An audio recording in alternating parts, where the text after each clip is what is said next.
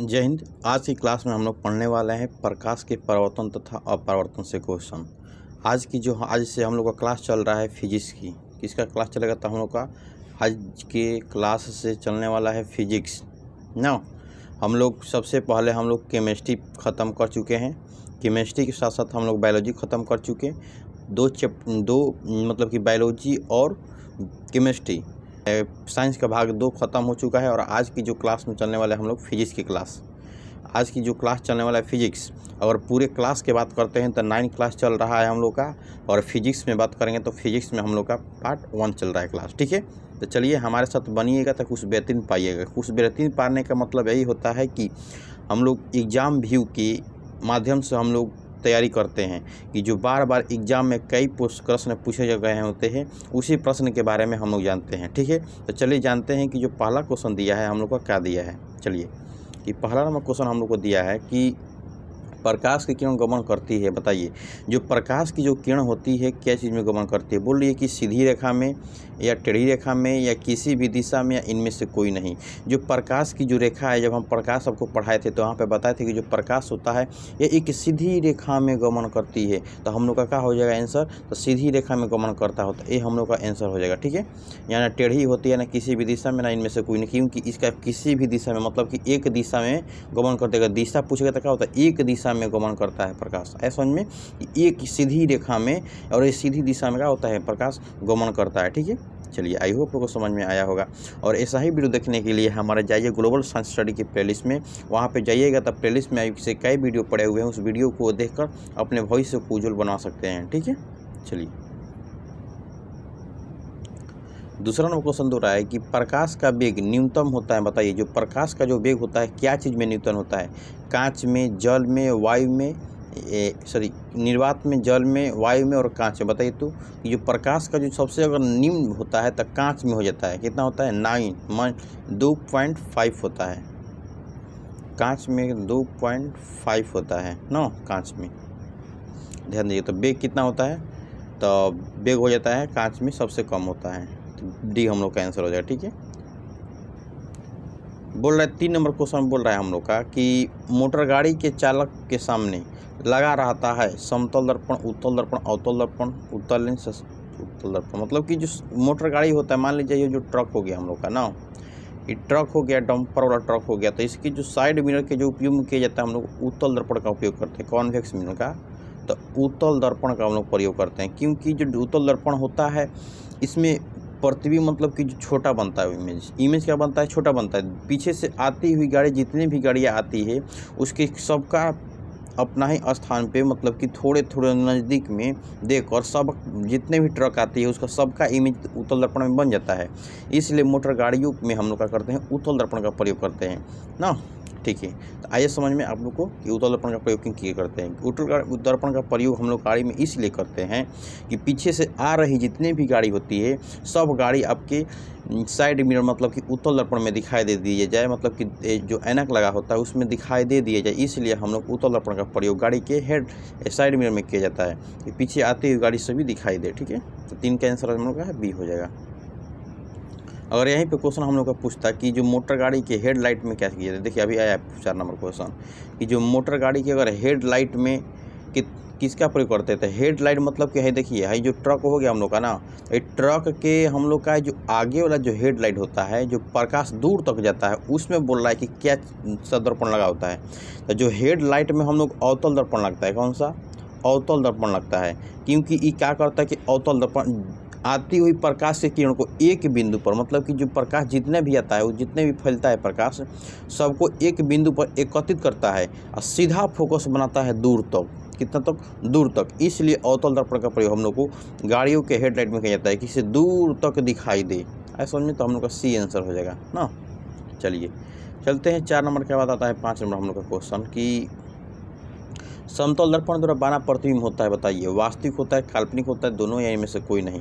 जो समतल दर्पण हम लोग का जो समतल दर्पण होता है, इधर अगर मान लीजिए हम लोग का रमेश खड़ा है ना, तो इसमें जो प्रतिबिंब बनता है कैसा बनता है? काल्पनिक बनता है कि नहीं? वास्तविक मतलब कि ऐसा थोड़ा एक जैसा रहता है वही बन जाता है, इसमें नहीं ना। दूसरा मतलब इसी के जैसा दूसरा बनता है, मतलब काल्पनिक किया जाता है, मतलब कल्पना किया जाता है कि इसी के जैसा क्या होता है दर्पण में, समतल दर्पण में प्रतिबिंब बन रहा है। तो कैसा था? काल्पनिक आभासी। ठीक है, काल्पनिक आभासी ना, इसी को बोलते हैं। बी हम लोग का आंसर हो जाएगा। ठीक है, चलिए 5 नंबर क्वेश्चन हम के बाद आता है 6 नंबर क्वेश्चन हम लोग को बोल रहा है कि लेंस की क्षमता मापते हैं। लेंस की जो क्षमता होता है डी मतलब डायऑप्टर मापते हैं लेंस की क्षमता को ना, ये हम लोग का आंसर हो जाएगा। ठीक है, चलिए नेक्स्ट क्वेश्चन हम लोग आ रहा है 7 नंबर क्वेश्चन बोल रहा है कि प्रकाश के किरण का पथ दर्शाने वाले चित्रों को कहा जाता है। प्रकाश के किरण का पथ दर्शाने वाले चित्रों को कहा जाता है किरण रेखा, फोकस, किरण पुंज, इनमें से सभी और किरण रेखा। मतलब कि जो हम लोग का जो किरण रेखा होती है, किरण रेखा कि प्रकाश के किरण के दर्शाने वाले चित्रों को कहा जाता है किसको? तो किरण रेखा को। ये हम लोग का आंसर हो जाएगा। ठीक है, चलिए 7 नंबर क्या आता है क्वेश्चन बात कि 8 नंबर क्वेश्चन की 2D क्षमता वाले लेंस की फोकस अंतर होता है, बताइए। 2D अगर क्षमता वाले जो लेंस की फोकस अंतर क्या होता है? 20 सेंटीमीटर, 30 सेंटीमीटर, 40 सेंटीमीटर या 50 सेंटीमीटर। 2 सेंटीमीटर की अगर मतलब कि 2 दिया है तो डायऑप्टर का मतलब क्या होता है? 25। कितना होता है? 25। तो कितना हो जाएगा? तब 50 सेंटीमीटर हो जाएगा ना, 25 सेंटीमीटर होता है। मतलब कि 2D मतलब कि हम बोलते हैं कि अगर न्यूनतम, तब बोलेंगे कि न्यूनतम कितना हम देख सकते हैं तो 25 सेंटीमीटर। न्यूनतम कितना देते हैं? तो 25 सेंटीमीटर। तो इसी की क्षमता बोला था कितना लेंस की फोकस अंतर होगा तो 50 सेंटीमीटर होगा। ठीक है, याद रखिएगा इस चीज़ को कि ना। चलिए नेक्स्ट क्वेश्चन चलते हैं हम लोग। एक अगर डी की बात करते हैं कि डायऑप्टर क्षमता मतलब कितना होता है तो 25 सेंटीमीटर होता है, इसकी याद रखिएगा। अगर 3 दे देगा तब कितना हो जाएगा? 25 से 75 हो जाएगा ना। तो यहाँ पे 2 दिया है तो हम लोग 50 मारे हैं। चलिए 9 नंबर क्वेश्चन पे हम लोग चलते हैं कि 9 नंबर क्वेश्चन बोल रहा है कि देखिएगा बोल रहा है कि किसी उत्तल लेंस की फोकस अंतर 50 सेंटीमीटर है तो उसकी क्षमता क्या होगा? अभी बताएं कि 2D मान लीजिए तो इसके 50 दिया है, 50 से इसको कटा देंगे ना, कितना आएगा? 25 आएगा ना, 25 आएगा ना। लेकिन 25 आएगा, 25 आएगा क्या आएगा? 25 इधर डायऑप्टर मिलेगा 25 सेंटीमीटर मिलेगा ना। लेकिन यहाँ पे दिया है 50, क्या दिया है? 50 दिया है। तो बोल रहा है कि इसकी क्षमता क्या होगा? 50 के बराबर क्या है हम लोग का? 2D है। क्या है? तो 2D, तो हम लोग का 2D इसमें प्लस आंसर हो जाएगा। डी हम लोग का आंसर ना, डी होगा, क्योंकि फोकसांतर के मतलब 50 के बराबर कौन है? 2D है, तो 2D आंसर होगा। अगर इसकी डायऑप्टर क्षमता पूछेंगे तो कितना होगा? 25 सेंटीमीटर निकाले हैं हम ना, तो आंसर क्या हो जाएगा? 2D होगा हम लोग का, 2D हो जाएगा। ठीक है, चलिए नेक्स्ट क्वेश्चन पे चलते हैं कि बोल रहा है कि प्रकाश के किरण के समूह को कहते हैं प्रकाशीय स्रोत, किरण पुंज, दीप्तीय परिकिरण। प्रकाश के किरण के समूह को कहते हैं किरण पुंज। मतलब कि जो कहाँ से जो प्रकाश निकलती है, एक बिंदु से निकलती है, उस बिंदु से निकलने वाले किरण को क्या बोलते हैं? किरण पुंज बोलते हैं। क्या बोलते हैं? तो किरण पुंज बोलते हैं ना, याद रखिएगा इसको, किरण पुंज। तो हम लोग का बी आंसर हो जाएगा। 10 के बाद आता हम लोग का 11 नंबर क्वेश्चन बोल रहा है कि उत्तल लेंस की क्षमता होती है ऋणात्मक होती है धनात्मक, ए बी दोनों में से कोई नहीं। तो उत्तल लेंस की अगर क्षमता होता है तो हरदम धनात्मक होता है। कितना होता है? क्या होता है? तो प्लस होता है, पॉजिटिव होता है, इसको याद रखिएगा ना, पॉजिटिव होता है, धनात्मक होता है। अब बोल रहा है कि जो अवतल दर्पण की लेंस की क्षमता होती है ऋणात्मक होती है धनात्मक, इनमें से कोई नहीं। तो ए बी दोनों। तो में अगर बात करते हैं अवतल लेंस की बात, अवतल लेंस पूछा है तो इसका ऋणात्मक होता है। क्या होता है? निगेटिव होता है ना, निगेटिव होता है, इसको याद रखिएगा। ठीक है, चलिए तो 12 नंबर की बात आता है। 13 नंबर क्वेश्चन हम लोग का बोल रहा है कि उत्तल लेंस को कहते हैं अभिसारी लेंस कहते हैं। क्या होता है? यही में दिया हम लोग का अभिसारी लेंस ना। जो अवतल अगर दर्पण देता है, अगर अवतल अगर दर्पण देगा तो ये होता है अपसारी के होता है। क्या होता है? अपसारी होता है ना। यहीं पे अगर लेंस पूछा है, क्या पूछा है? लेंस पूछा है तो अपसारी के मतलब क्या होता है? किरण को फैलाना। अपसारी के मतलब होता है किरण को फैला देता है ना, पूरे फैला देता है। अगर लेंस में बात करते हैं, जो लेंस हम लोग का होता है, अगर लेंस की बात करते हैं ना, यहीं पे जो लेंस हम लोग का होता है, लेंस क्या करता है कि सभी किरण को एक बिंदु पर बटोरने के काम करता है। तो इसलिए इसको बोलते हैं अभिसारी।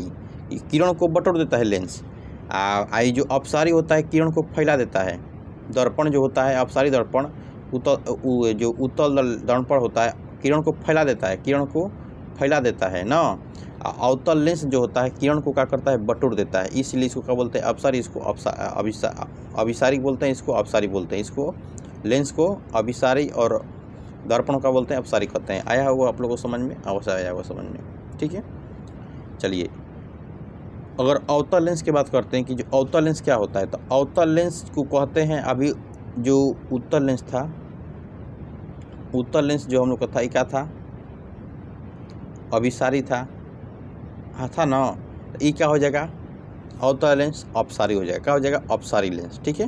तो सी हम लोग का आंसर हो जाएगा। इसी का उल्टा होता है ना, अगर ये अभिसारी होइएगा तो क्या बचा, अपसारी बचा, तो अवतल लेंस क्या होगा, अपसारी होगा। और समझ में आया कि जो अवतल लेंस होता है यहाँ पे, इसका काम होता है कि लेंस का ये फैला देता है, क्या करता है, फैला देता है ना, किरण को फैला देता है, ठीक है। चलिए अब आता है 15 नंबर क्वेश्चन हम लोग का बोल रहा है कि निम्न में से कौन सा पदार्थ लेंस बनाने में प्रयुक्त नहीं किया जाता है। तो जो मिट्टी, जो जल, कांच, प्लास्टिक, मतलब कि जो मिट्टी का प्रयोग हम लोग नहीं करते हैं, प्लास्टिक, कांच और जल का प्रयोग करते हैं लेंस को बनाने में, लेकिन मिट्टी का नहीं करते हैं, ठीक है। डी हम लोग का आंसर होगा। 15 के बाद आता है 16 नंबर क्वेश्चन हम लोग का आ रहा है कि किस दर्पण के हमेशा वस्तु को छोटा प्रतिबिंब बना होता है।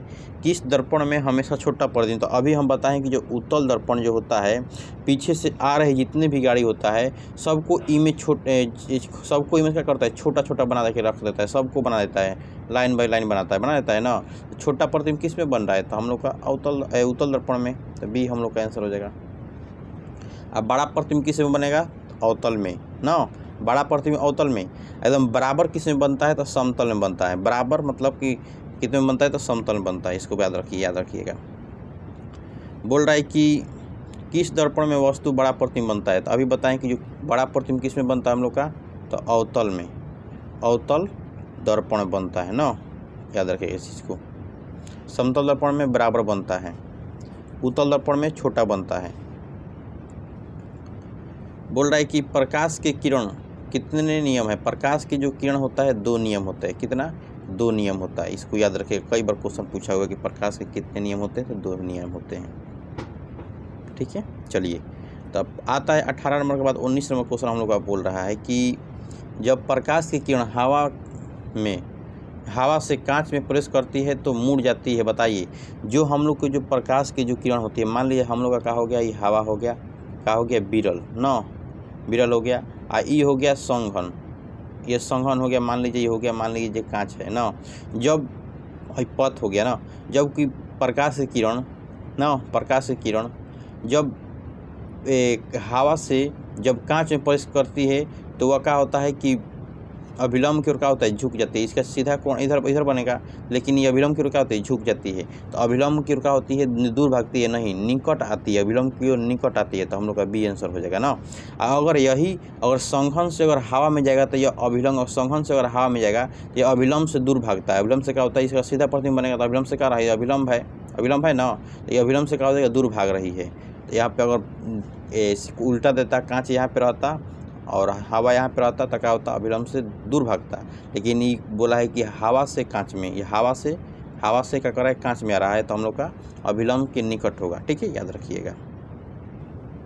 20 नंबर क्वेश्चन हम लोग का बोल रहा है कि फोटोग्राफी कैमरा का अभिलक्षण होता है। बताइए, लेंस में, अवतल में, उत्तल में, अवतल दर्पण, सॉरी, फोटोग्राफी कैमरा, उत्तल लेंस, अवतल लेंस, अवतल दर्पण, तो उत्तल लेंस होता है। क्या होता है, फोटोग्राफी कैमरा जो होता है, फोटोग्राफी जो कैमरा होता है उत्तल लेंस का होता है, ठीक है।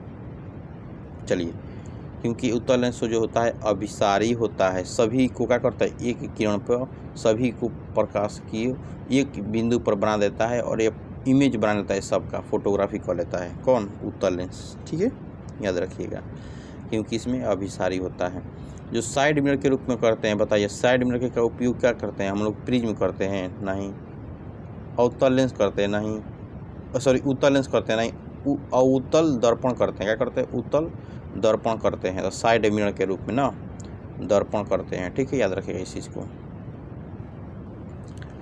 अब बोल रहा है कि एक अवतल दर्पण की फोकस दूरी 10 है तो उसकी वक्रता त्रिज्या क्या होगी। बताइए, वक्रता त्रिज्या क्या होती है, अगर फोकस बराबर क्या होता है, 2r होता है, फोकस बराबर क्या होता है, वक्रता त्रिज्या पूछा तो 2r होता है।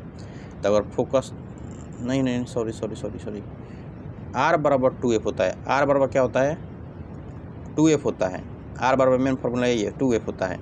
वक्रता त्रिज्या की बात करता है तो 2f होता है। तो f के मान दिया है 10, तो 10 दूना कितना हो जाएगा, 20 हो जाएगा हम लोग का, बी हम लोग का आंसर हो जाएगा। ठीक है, 10 दूना 20 होता है। r बराबर क्या होता है, 2f। याद रखिएगा, कई बार एग्जाम में पूछा हुआ है, इसको शुद्ध करने के लिए भी देता है आप लोग के एग्जाम में ना।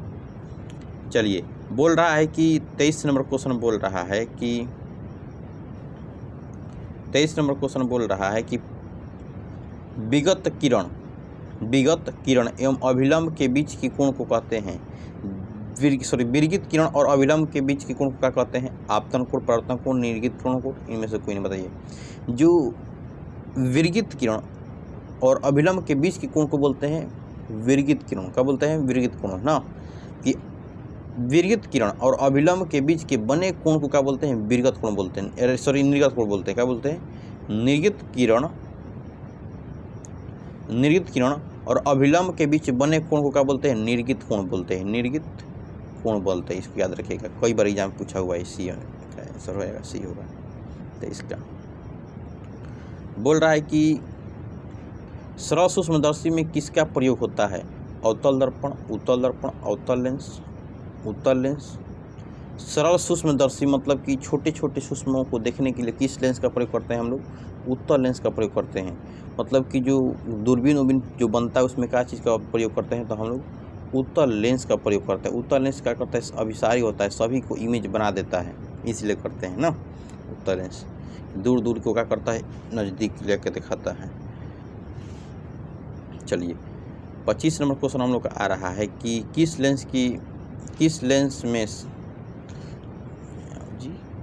लेंस के द्वारा सिर्फ काल्पनिक प्रतिबिंब बनता है।